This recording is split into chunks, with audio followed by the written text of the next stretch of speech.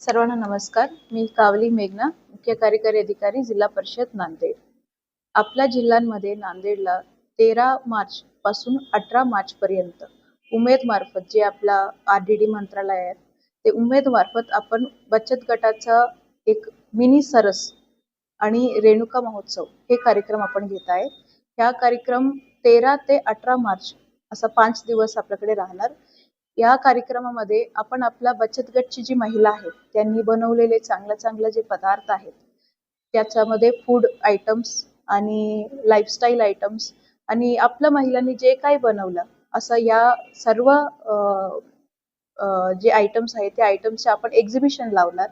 हे एक्झिबिशन असणार आहे सकाळी 9 चे रात्री 10 पर्यंत आणि हे असणार आपला मल्टीपर्पज शाळा जी आहेत वजीराबादला, त्या ठिकाणी आपण हे कार्यक्रम आयोजित करणार.